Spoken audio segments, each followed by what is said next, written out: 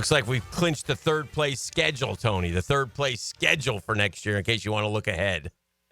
Yeah, what does that look like? Well, the one negative is the Bengals instead of the Browns. I don't like that one, but yeah, what division do we play? What divisions do we play next year? Next year we play the NFC West. You actually have a lot of travel next year. You have a trip to Vegas. You went the West last year. NFC West close quite a bit. Yeah, you got Vegas, you got LA, and you got Arizona, and you got Denver next year. Those are four and London. So you got some trips next year. You're going to have to get your freaking flyer. The two West Coast divisions. Mm-hmm. And we get I'm pretty sure the Chiefs are here, which is a nice little home game. Usually goes well. Yeah.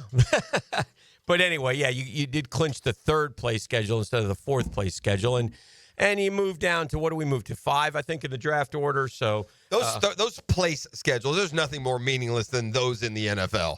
The difference in a second and a fourth. I will say this. If you have lots of times when you do get a fourth place, like I think the Chargers feasted a little bit on a fourth place schedule this year. Okay. I mean, if you get a last place schedule and you have sort of the bones of a good team and add something, and the Chargers, I think, added a good coach, you can do. What do you think, Tone? Do you agree with that? There's always, though, you look at that fourth place team on your schedule, and this year, say, it was the Commanders. Yes. And then you get the Commanders, and they're, or whatever. So. Yes.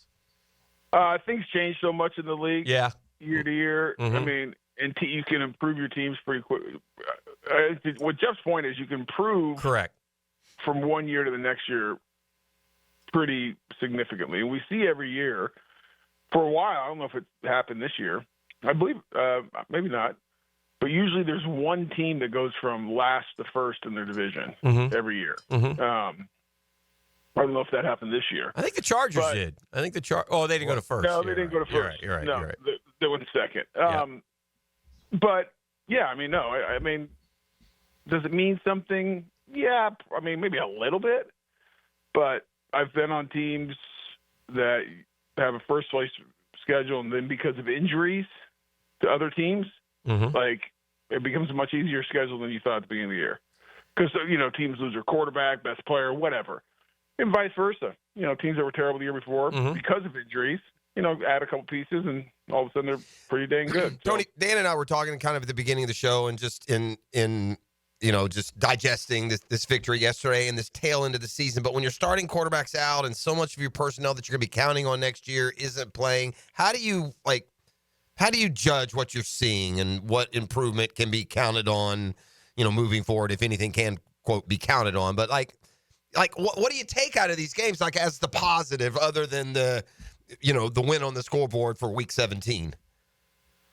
Yeah, I mean, in the moment it feels good because you beat the Titans, right. And then I think the only thing you can take away, because you don't know you don't even know who's going to be here next year at this point, after the year we've had, and you have so many guys a handful of guys that you think are going to be here that are on. Not playing because of injury. And so I look at the individuals, guys that you have high confidence are going to be back, guys like Brian Thomas. You look at guys like, Brenton Strange, our two ends, and Josh and Trayvon. You just look at guys and watch guys that are part of the, kind of called the building blocks of this team. And you hope they play well, especially the young guys. You want the young guys to play well and get confidence and, go into next year, go into this offseason with, a positive, good feeling, and to build on that going into next year. That's about it, because the team's going to be completely different. We know for a fact that there's going to be a bunch of different players because of free agency and guys we lose in free agency and guys that we cut and, right. Guys we get in the draft. So the team's going to be different. The team will be different. We don't know what's going to happen. It's very quiet. We don't know what's going to happen with the head coach. 1 week from today is Black Monday, else. Tone. 1 week from today, Black Monday. I guess we'll know then, I would suspect, right? Well, yeah, I don't know. You don't know? You don't know. Wow. I mean, we could have, there could be a release that everyone's coming back, everyone's leaving, some are staying, some are leaving. You just don't know. Mm-hmm. And so because of that, with all the unknowns and the season we've gone through, which has been highly disappointing, way under expectations for most people, you kind of sit back and say, okay, there's going to be a lot. There's some, it's got to be different in some Right. shape or form next year. So let's look at these young guys like like I mentioned, and hopefully they're getting better and having good strong finishes of the season and stuff we can build on, this offseason. Jags have played 30 years, Tone, and 97, 05, 22, and this year they did something. And in 97, we had a good team. 05, we had a good team. 22, we had a heck of a run, had a good team. And this year we didn't, but those are the only 4 years in which we've swept the Titans. Doesn't happen often, that's for sure. So that's interesting. Yeah, in 95, they weren't even the Titans. By the way, Tone, I couldn't help but sit there and scratch my head thinking, you guys got rid of Mike Vrabel for this? Oof. Well, I never understood. Yeah, I got to say, I don't get that one, buddy. I know.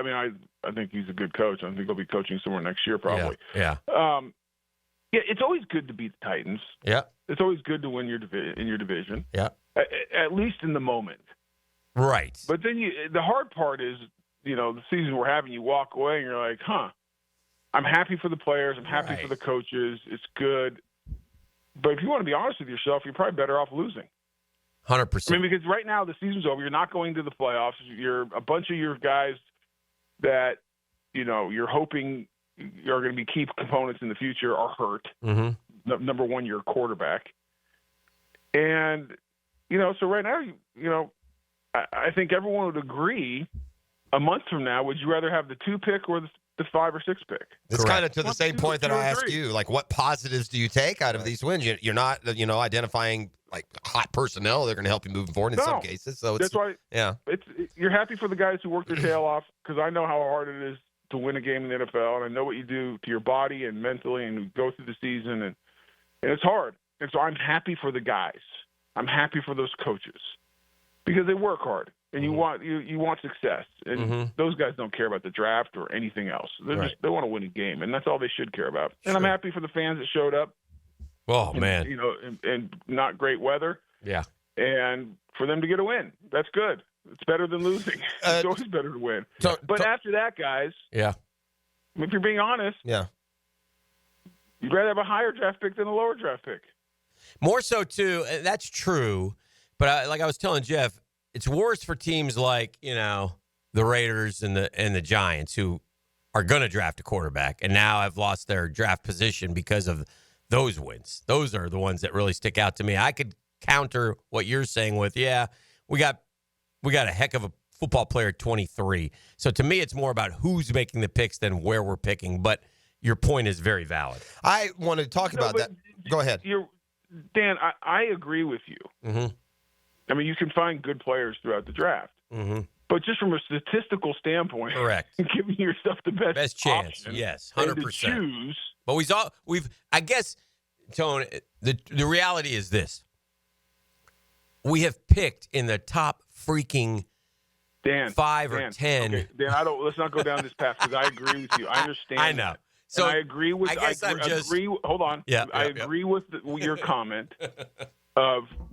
It's not as much, it's where you pick, but it's where you pick and who's picking. Because you got to pick the right guy, whether you're picking top 5 or bottom 5. Mm-hmm. It doesn't matter. You got to pick the right guy. You got to build it the right way. You have to have the right group of guys. You have to understand what you're trying to be and all the things we've talked about. I agree with that 1,000%. Mm-hmm. I'm just saying from a correct. You're right. I agree with you too. Unemotional, stepping away. If you have, if you can choose anyone you want, is that better than you can only choose? These 10 guys are going to be gone, and now you're picking from these guys. Right. Yeah, obviously.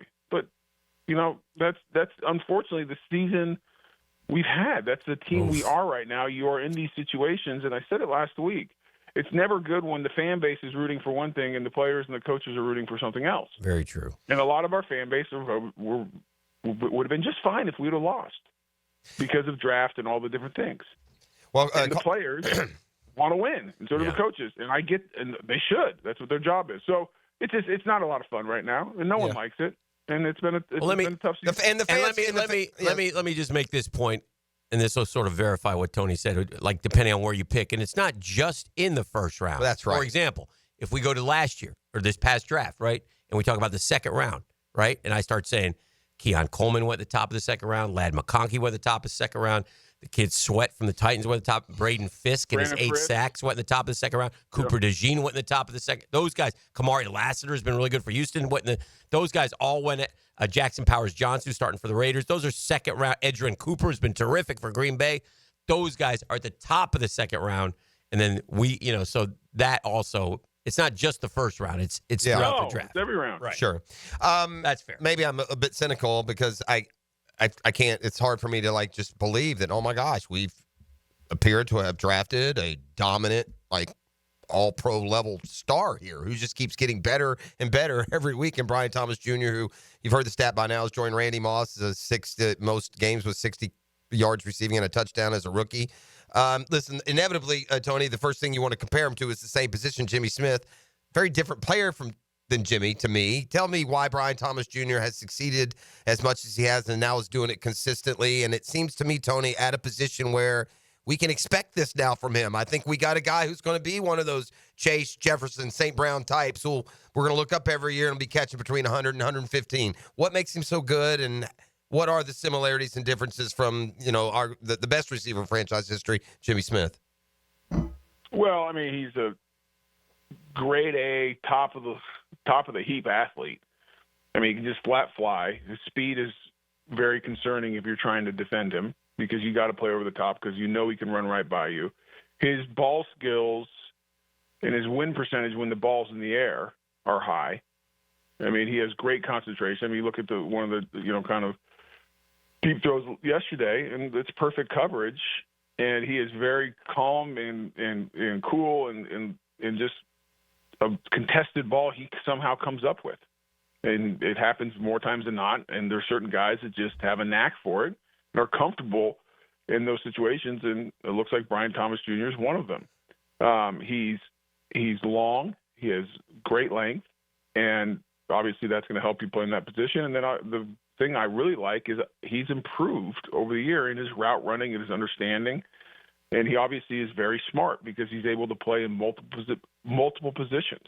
Hey, yesterday, I thought it was sliding, play outside. I mean, he's a really dang good football player. I thought it was his most versatile game, Tony. We saw him at every level. They ran a reverse, got 18 yards. We've seen the bubble screen come into the playbook the last few weeks, but we had that. We had some intermediate. We had some deep. He looked like he had his most complete game. He made plays at every level of the offense yesterday. Maybe he has in other games, but it stood out to me a little more yesterday. Well, I think what you're seeing is they're trusting him more and more because he's digesting and, understanding more and more of what they want to do at multiple positions and lining up in different places, and he's executing. So when a player does that, especially a young player, you trust them more and more each week. And when you do that, you feel confident to load, more and more on their plate. And that's probably the biggest thing. That's probably the thing I've been most impressed with. I mean, we knew he could fly. We knew he was an athlete. We knew he had length. We knew that, he, competed, came from a good program, all the things. What you don't know is how is he going to grasp the playbook? How is he going to, transition to the NFL game? How much can you ask of this young player? Early in the year, we didn't ask him a lot. Line up here, go run these, handful of routes, and, we'll go from there. Because of injuries and a lot of other reasons, but mostly because of him and his ability to handle more and more, they've loaded him up. And they continue to do it, and we saw it yesterday. He's going to line up in the slot. He's going to line up outside. He's going to, get him involved in jet sweeps, reverses, whatever. And he executes. And that's the most impressive thing. That's the hardest thing for a young guy. I was thinking about this, Tony. I mean, look, right now in the NFL, receiving yards, Jamar Chase, Justin Jefferson, CeeDee Lamb, Jaguars rookie Brian Thomas Jr. I just want everyone to know he's fourth in the league in receiving behind those three. And I'll also say this, much is made of Randy Moss and the fact that he caught that record. Randy Moss played on a 15-1 football team with Chris Carter on the other side that led the NFL in scoring, nearly went to the Super Bowl. This guy's playing for some sort of fire drill. Yeah, but Jeff, listen, he's great. I'm really happy. I mean, it's the one positive coming out of this season. Let's just call it. Maybe the only one. Yeah. But also, when you're on a bad team with a lot of injuries, it also then allows you to force the ball to them. But they didn't, Tone. That's the thing. Well, yeah, they did. They I mean, if you look at the beginning of that game. Well, no, I'm talking about like in the middle of the year. They used him too little. No, I'm saying the last price 5 steps. For sure. Mm-hmm. They really and it's grown more and more. I mean, I'll give you a perfect example. They ran a jet sweep yesterday. Mm-hmm. They ran it as a shuffle pass instead of a jet sweep. Right. Why? Pass. He gets a pass. I'm not saying that's why they did it, but it was interesting. Right. The first time they've done it that way all year. Right. My point is, when you're on a team that is struggling with a lot of guys out, and you have proven you're the dude, well, then you just force the ball to them. Where you talk about Randy Moss, that was a team that was trying to win a Super Bowl and was going to throw it to whoever. Randy Moss, I mean, if you go back to that Thanksgiving game against the Cowboys, I think he had like 4 catches for like 180. Yeah, Yes. like all of them were touchdowns. Great. I mean, That's like, great. This is taking nothing away from Brian Thomas. Sure.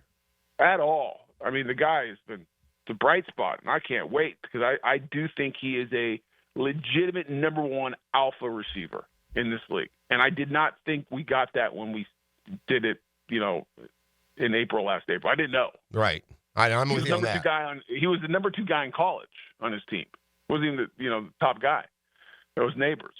But he has proven to me, this is a dude, okay, we got a number 1. We haven't had a number 1 here since Jimmy and Keenan. A true, guy that just says, we can go to, if we get one-on-one coverage, no safety help, we're going to him. And I think that's what they do with Brian Thomas, especially late in the year. And he's executed, and he's showed up, he's delivered. It's been great. So, but I always look at sometimes these numbers, especially late in the year, and I do think, if he was doing this when we were 12 and 4, it would even be more impressive. It's already super impressive to me. Right. He's awesome. It would Right. even be more because now it's just you're not trying to force a guy the ball, and he. But the flip side of that is everyone knows we're going to him, and he's still making plays. Well, and that's a positive too. Well, in fairness too, I promise you, look up targets leaders in the NFL, and the names you're going to see are going to be Chase and Jefferson and Lamb and the great receivers. I will say this about that and Brian Thomas Jr. Who do you think is number 1 in targets this year? I don't think you guys will get this if you haven't looked it up. Number 1 in targets. I'm surprised because to me this guy's been kind of banged I would up. have guessed Chase. Yeah, it's not. It's Malik Neighbors has 162 targets. Well, that's Okay. another example. That's an Jeff. example of what Tony's talking about. Jamar That's what I'm Chase. saying, Well, because okay. They throw to him every second. Well, every play. There's no one else. here are your target leaders: Jamar Chase, who they throw to all the time; CeeDee Lamb, who's the only receiver; Garrett Wilson, who's splitting some; Justin Jefferson, Brock Bowers. Drake London, Trey McBride, Travis Kelce. Jeff, you're missing my point. I'm not saying. I think Brian Thomas Jr. is what you said. I think he is a guy that will be your number 1 receiver. He'll lead the team in targets. You will have a game plan. You will try to get to him the ball multiple times because of what he's able to do. And at the end of the year, he will lead this team in targets and catches and yards and touchdowns, hopefully for the next decade. I think he's that player. Sure. I'm just saying, in this situation, it was very obvious as the season went on, they were going to go to they were going to get him the ball as early and as often as they possibly could. All right, big fella. Well, great stuff as always. You'll be on this afternoon, as far as you know. As far as I know, unless it's a holiday that I'm unaware of today, Yes. I'm not sure it is. I think tomorrow's New Year's Eve, so That's correct. we got 2 days left in 2024. I am Yes. looking forward to 2025. This has been just an awful football season for me. Yeah. My Trojans went to the Big Ten. Terrible. Yeah. I don't like the state of that organization. Okay. I'm not happy. Okay. My Jaguars. Don't have to say. Yeah, we get it. Okay. So that's bad. Yeah. And the only other team I root for in football, and I only had one last year to do it, was the Gators. Thankfully, the Got back hot half late. of that, Yeah. the back half of that season was interesting and fun. Yeah. When the And, Gators are your best football year, then you know you've had a rough one. Correct. That's my point, Yeah. Jeff. Yeah. And I can't believe I'm about to say this. Let's go basketball season because the Gators are good, and I got another 3 or 4 months. That's to true. root for the Gators. I'll My have to roll down to a game. Oh, I'm in. Yeah, My I'll go with daughter- you, for sure. I'm in because I got 4 months, and Yeah. I will go back to one college football team until my youngest, Ansley, goes to college, and I have to root for that dang team. Yeah. Yeah, it was a bad season. Maybe Bad just 24. maybe just bad football. Maybe just make sure we're blocking some of these coaches down there on social. Just make sure we're doing that. So yeah, it was but you know what? To all the Googans, Yes. it was great coming back. Back half good season. Enjoyed spending the time with you guys every Monday morning, Absolutely. and excited for 25. I'm really pulling for our guy Freddie T, finalist again. Yeah. Pulling for him. He deserves it. I was looking at the list yesterday, and He's the only I love running that. back. It That's looks good. I love that he's the only running Yeah, back. yeah. And if you just set aside, okay, and here's what I would say. Mm-hmm. Everyone talks about Eli Manning, Hall of Famer. And I'm not saying he's not, by the way. Mm-hmm. But if because the only knock against Fred, well, he was never all pro, Right. only made one pro below, blah, blah, blah, blah, blah. Okay. Eli Manning was never all pro. There you first go. or second team. Had a 500 win percentage, I believe, as a quarterback. Mm-hmm. But he won 2 Super Bowls and did it in a historic way, and was one of the great players, playoff players in the history of this game, no doubt about it. And so I have no issues with Eli Manning if the voters put him in. Mm-hmm. I'll tip my hat, high five him, be excited as heck for him. But don't tell me all about, don't beat up my guy, Freddie T, about Pro Bowls or All Pros or this stuff. Turn on the tape, talk to the defenders who try to stop him, the coaches who tried to game plan against them, because I have. And I've talked to Hall of Fame coaches who tried to stop him. They couldn't. And I played with the guy. That's becoming more and more the word, though. That's what's the good thing is. That's becoming more and more that's getting in that room. You know this, getting in that room. I do too, but I'm just telling you, the dude is a Hall of Famer. He's one of the greatest players to ever play the game. And you turn on the tape, and there's no doubt about it. Yeah. That's how good Freddie T is, and I'm pulling hard. And I hope 2025 is the year. I'm hoping in January I get a call about, I guess it'll be about the 3rd week of January when it happens. Do you get to take I the get a jacket phone over call and say, to? Tony, you need to be in South Florida Yeah. for this day because we're going to knock on Freddie T's. That'd be the best. That'd be great. All right. Well, Happy New Year, friend. Appreciate Thank you. you, Tom. Happy We'll New see Year, you. guys. All right. Happy New Year, Googans. There he is. goes. Hall Don of Famer. Anthony Boselli Jr. This is the Drill on 1010 XL.